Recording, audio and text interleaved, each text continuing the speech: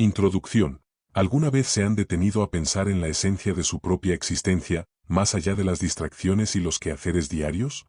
¿Se han permitido contemplar la posibilidad de que, en lo más profundo de nuestro ser, resida una realidad que desafía toda lógica y consuelo? ¿Y si la verdad más dolorosa fuera también la más liberadora? Permítanme compartir una reflexión que, espero, les invite a una introspección profunda, inspirada en un pensador cuya obra es un grito de lucidez ante el vértigo de lo real. Sobre Breviario de Podredumbre. Nos adentramos hoy en Breviario de Podredumbre, Precis de Decomposition, el primer texto que M. Cioran escribió en francés en 1949, un desafío consciente a sus raíces y a su idioma natal. Esta obra le valió el reconocimiento del Premio Rivarol en 1950. Es un libro difícil de encasillar o resumir, presentado en forma de aforismos y breves ensayos, dividido en 6 partes: Breviario de Podredumbre, El pensador de ocasión, Rostros de la decadencia, La santidad y las muecas de lo absoluto, El decorado del saber, y Abdicaciones. Cioran, en este texto, nos invita a reflexionar sobre temas existenciales profundos: el vacío, la existencia misma, la idea de Dios, la temporalidad y la desesperación. Como bien señala José Ferrater Mora, Cioran expresa actitudes nihilistas y ha desarrollado la idea de la descomposición. Es una obra que se niega a ser una golosina cultural, presentándose más bien como una tormenta de lucidez que desvela la podredumbre que se esconde tras los velos de la ilusión. Análisis en profundidad. 1. Las interpretaciones de Fernando Savater y José Ferrater Mora. Fernando Savater, quien tradujo esta obra, escribe en el prólogo que lo que Cioran expresa es lo que todo hombre piensa en un momento de su vida, al menos una vez, al reflexionar sobre las grandes voces que sustentan y posibilitan su existencia. Para Savater, el discurso de Cioran es sin castrar, un lenguaje que no cede a la fascinación de sí mismo, y su verosimilitud compromete el entramado lingüístico que nos mece. Si tales ideas pueden pensarse, aunque sea por un instante, deben ser ciertas, revelando la oquedad y podredumbre de las palabras consagradas como justicia, verdad o Dios. Savater cuestiona si Cioran es un moralista, concluyendo que no lo es, ya que su propósito no es curar ni ofrecer soluciones. Sus exhortaciones positivas son siempre irónicas, pues recomienda lo imposible o lo execrable. Para Cioran, escribir es principalmente un alivio a un nebuloso malestar interno, un ejercicio de expresión, reflexión, ironía. José Ferrater Mora, por su parte, destaca que Cioran expresa actitudes nihilistas y ha desarrollado la idea de la descomposición. 2. Críticas y reacciones de Maurice Nadeau, Albert Camus y otros intelectuales. La primera crítica parisina sobre Breviario de Podredumbre apareció en el periódico Combat, escrita por Maurice Nadeau. Nadeau, un descubridor de talentos, tituló su reseña Un pensador crepuscular. La crítica fue excelente y generosa, evidenciando una lectura atenta de la obra. Nadeau percibe a Cioran como un sombrío vaticinador y el profeta de los campos de concentración y del suicidio colectivo, un testigo de la descomposición de su tiempo. Lo describe no como un monstruo o un fenómeno, sino como un ser abrumado por la vergüenza, el asco y el sufrimiento. Curiosamente, Nadeau inicia su comentario aludiendo al ensayo El mito de Sísifo de Albert Camus, preguntando si la vida vale la pena ser vivida. La relación entre Cioran y Camus fue compleja. Cioran se sintió decepcionado tras un encuentro con Camus en 1950. Camus, supuestamente, le dijo tras la publicación del breviario: ahora debería usted entrar en la esfera de las cosas verdaderamente intelectuales, lo que Cioran consideró increíblemente impertinente, y criticó a Camus por tener una cultura de provinciano. Cioran afirmó que Camus ya estaba muerto para la literatura y su fama era desmedida. A pesar de su rencor, la muerte de Camus logró atenuar el recuerdo del menosprecio. Antes de su publicación, Cioran ya había compartido el manuscrito con André Gide, Jean Paulhan y Jules Supervielle. Fue este último quien, a pesar de ser un hombre mayor y propenso a depresiones, encontró el libro increíblemente estimulante. Sin embargo, la traducción al alemán por Paul Celan, titulada L'Erevan Zerfall, fue un auténtico fracaso. Cioran, riendo, comentó sobre este naufragio, citando un periódico berlinés que lo calificó de Nichts-Scheiße, pura mierda, y concluyó que se puede prever todo, menos el destino de un libro. 3. El estilo del texto y su evolución en la escritura de Cioran en francés. El estilo de Cioran es una característica definitoria de su obra. Él mismo enfatizó una voluntad de estilo que lo llevó a rechazar la oscuridad y el fárrago filosófico. Criticaba a pensadores como Heidegger por convertir la escritura en una impostura y por privilegiar un lenguaje que, en su opinión, ocultaba la experiencia directa. Para Cioran, un estilo claro y preciso era fundamental. El breviario de podredumbre fue reescrito 4 veces, lo que subraya su exigencia estilística y su búsqueda de perfección en el francés, su lengua adoptada. Cioran veía el estilo como la forma suprema de nuestra realidad, de nuestra nada, ya que la realidad misma es esquiva e imprecisa. Para él, el estilo no es un mero adorno, sino el único contenido. En su obra rumana, especialmente en las cimas de la desesperación, se observa un lirismo explosivo, lleno de comparaciones, metáforas y paradojas, con un estilo similar al de Nietzsche o Kierkegaard. Sin embargo, al pasar al francés, Cioran busca despoetizar su prosa, moviéndose hacia un tono más ácido, corrosivo. Aunque el breviario aún conserva elementos líricos, esta obra marca un cambio progresivo hacia una prosa más escéptica y moralista. El francés, inhábil para el delirio, le obligó a refrenar sus arrancadas temperamentales y a tomar distancia de sus propios pensamientos. Paradójicamente, aunque criticó el lirismo como un vomitivo en ciertos momentos, Cioran también valoró la poesía como un remedio contra la abstracción, por su inmediatez y conexión con el sufrimiento personal. Su estilo aforístico en el breviario refleja una comprensión fragmentaria de la realidad, una puesta en jaque de las ideas que denota la vacuidad o fragilidad de lo que se considera. 4. El concepto del suicidio a través de las perspectivas de E. M. Cioran y Albert Camus. Albert Camus. Para Camus, el suicidio es el único problema filosófico verdaderamente serio, la pregunta fundamental de si la vida vale o no vale la pena de vivirla. Su respuesta en el mito de Sísifo es un sí orgulloso y resignado, invitándonos a imaginar a Sísifo feliz a pesar del absurdo. Camus aboga por vivir sin esperanza, en continua rebeldía y consciente insatisfacción.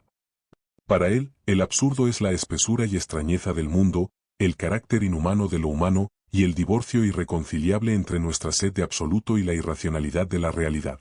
Camus critica el suicidio de la razón de los existencialistas que, según él, suprimen la razón para saltar a Dios. Él propone mantenerse en el borde, sin huir, con los ojos abiertos en la oscuridad más profunda.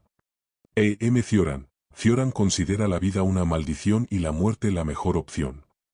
A menudo afirma, vivo únicamente porque puedo morir cuando quiera, sin la idea del suicidio, hace tiempo que me hubiera matado.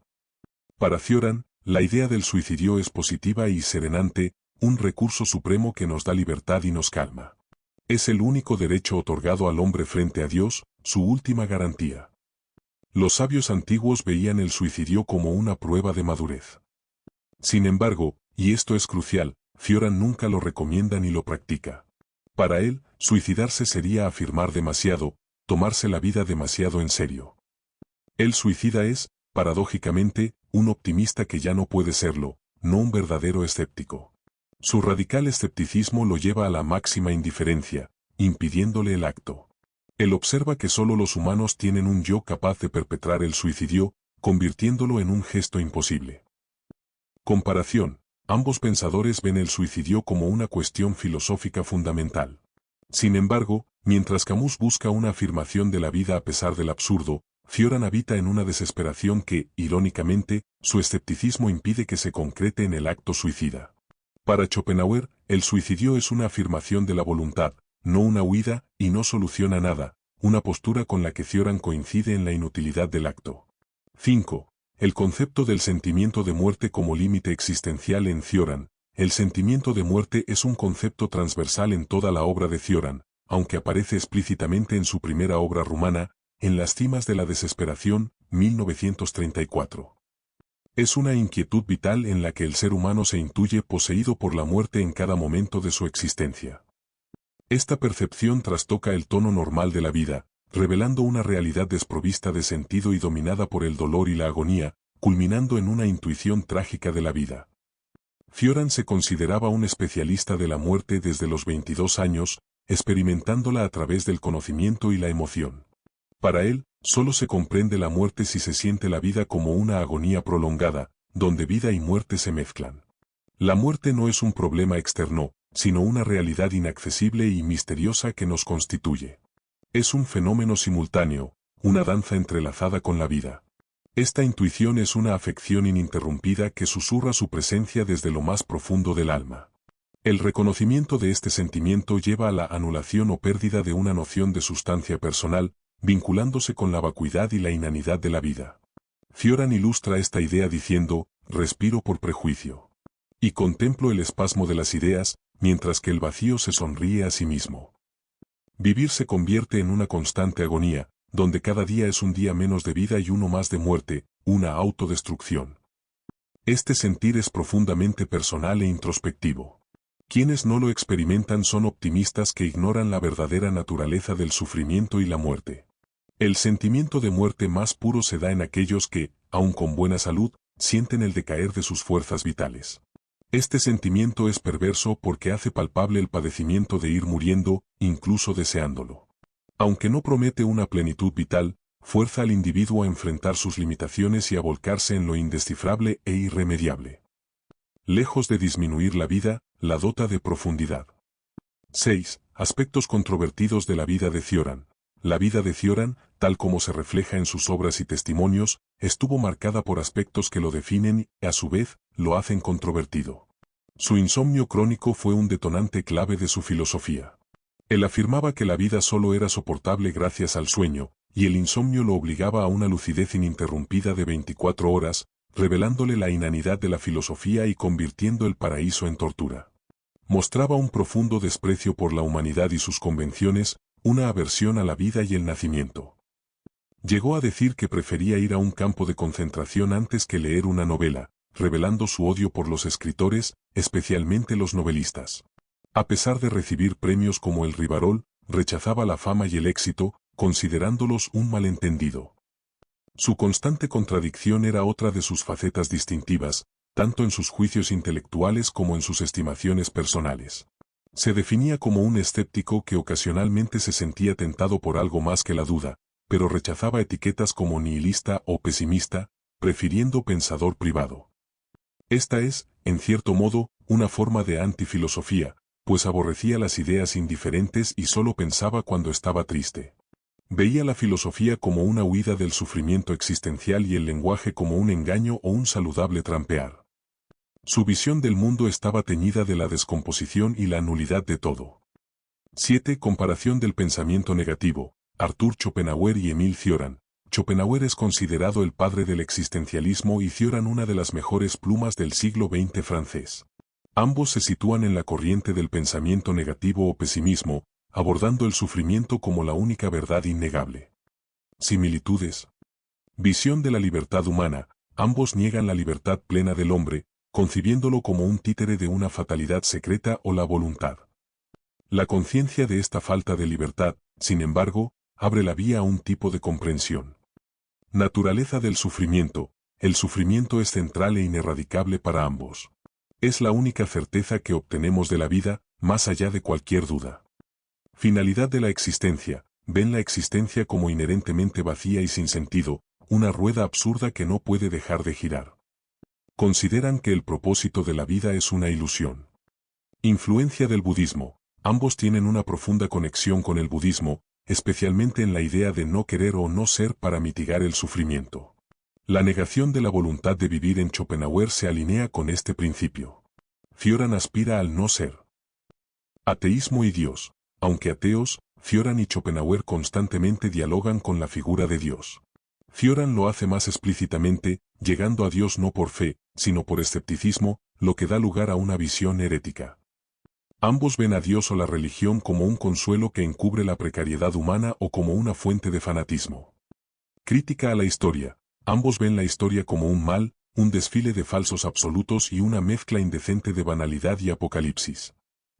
Valor de la música. La música es para ambos una vía de escape o de comprensión metafísica profunda, capaz de hacer sutil la materia y anularnos como presencia.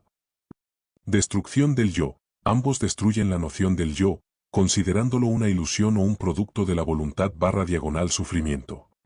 Suicidio como recurso teórico. Ambos abordan el suicidio como una posibilidad fundamental del ser humano, pero no lo recomiendan.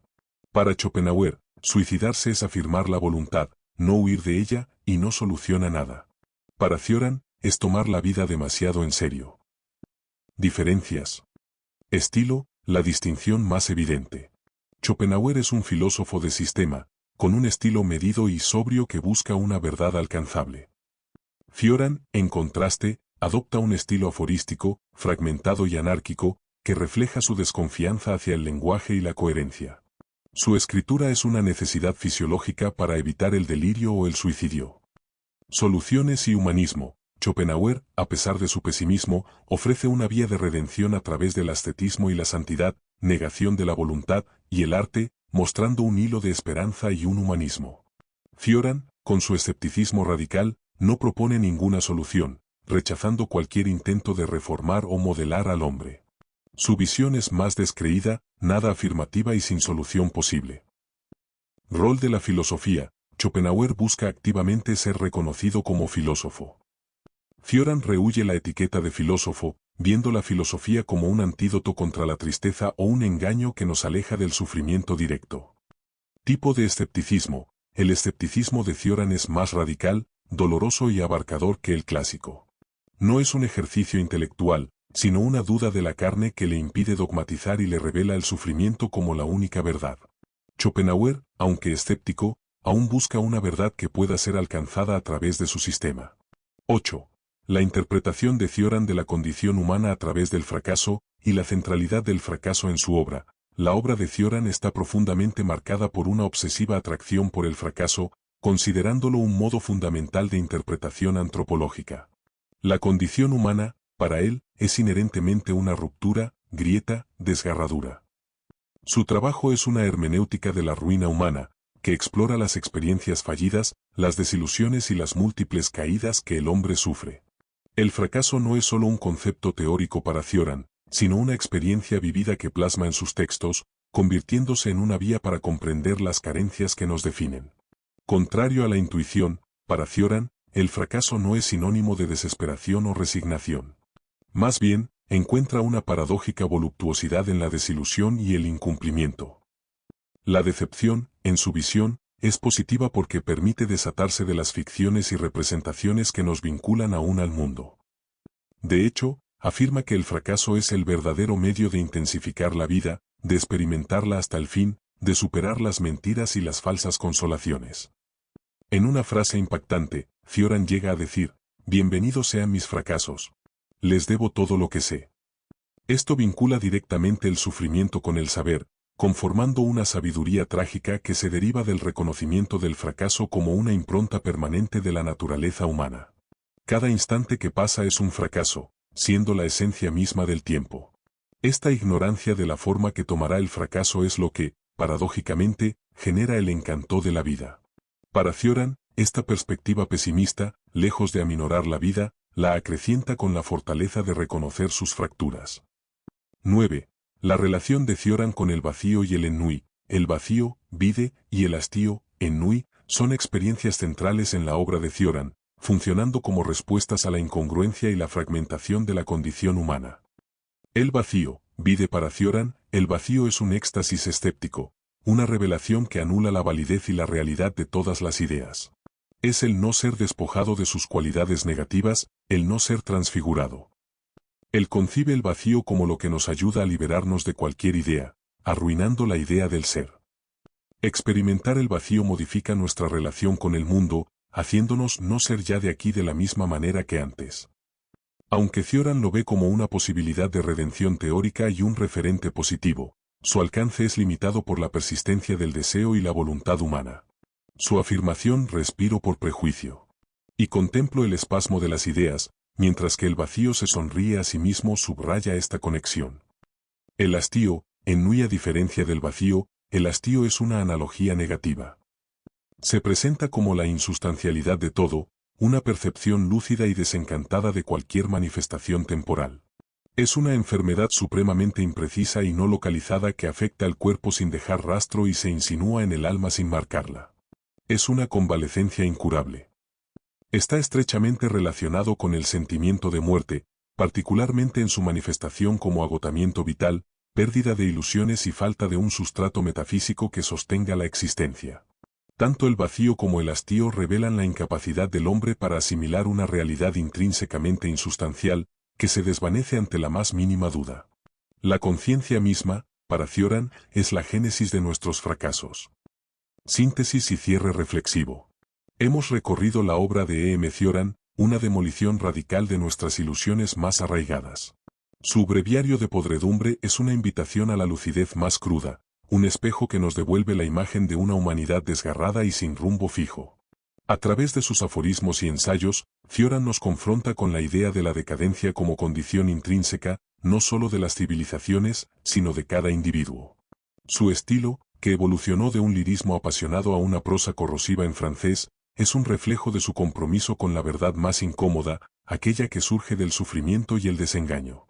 Para Cioran, la filosofía no es un sistema de consuelo, sino un medio para expresar ese malestar inherente a la existencia. Hemos visto cómo Cioran, al igual que Schopenhauer, se adentra en el pensamiento negativo, reconociendo el sufrimiento como una certeza ineludible y la libertad humana como una ilusión.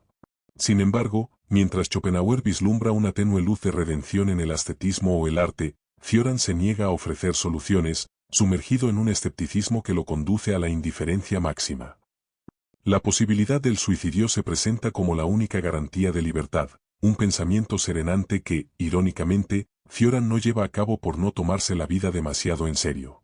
El sentimiento de muerte no es un mero concepto, sino una intuición profunda de nuestra constante agonía, una mezcla ineludible de vida y muerte que nos define desde el nacimiento. Este sentimiento nos revela el vacío de toda sustancia y la omnipresencia del hastío, pero también nos obliga a vivir con una lucidez que, aunque dolorosa, es la única vía para comprender la existencia en su desnudez. Finalmente, la centralidad del fracaso en Cioran no es una invitación a la postración, sino una paradójica fuente de conocimiento y vitalidad. Bienvenidos sean mis fracasos. Les debo todo lo que sé, nos dice Cioran. Al reconocer nuestras limitaciones y la fragilidad de nuestras ilusiones, nos abrimos a una sabiduría trágica que, aunque carente de consuelo fácil, acrecienta la vida con la fuerza de la verdad. Y así, volviendo a nuestras preguntas iniciales. ¿Alguna vez se han detenido a pensar en la esencia de su propia existencia? Cioran nos impulsa a hacerlo, a ver la vida como una agonía prolongada donde cada instante es una batalla contra el propio declive. ¿Se han permitido contemplar la posibilidad de que, en lo más profundo de nuestro ser, resida una realidad que desafía toda lógica y consuelo? Cioran revela que esa realidad es la inanidad de todo, la ausencia de un fundamento, el fracaso inherente que, sin embargo, puede ser abrazado con una voluptuosidad paradójica. ¿Y si la verdad más dolorosa fuera también la más liberadora? Para Cioran, la lucidez total, el desengaño radical, es esa verdad. Al despojarnos de las ficciones y aceptar el vacío y el sufrimiento, nos liberamos de la tiranía de las esperanzas y dogmas, alcanzando una forma de libertad que reside en la aceptación de nuestra propia insignificancia. La obra de Cioran es un eco de lo que, quizás, ya sabíamos, pero no nos atrevíamos a nombrar. Es el grito de un escéptico que, al no encontrar consuelo en las verdades ajenas, se atreve a habitar la intemperie del espíritu, invitándonos a explorar esa misma desnudez en nosotros mismos.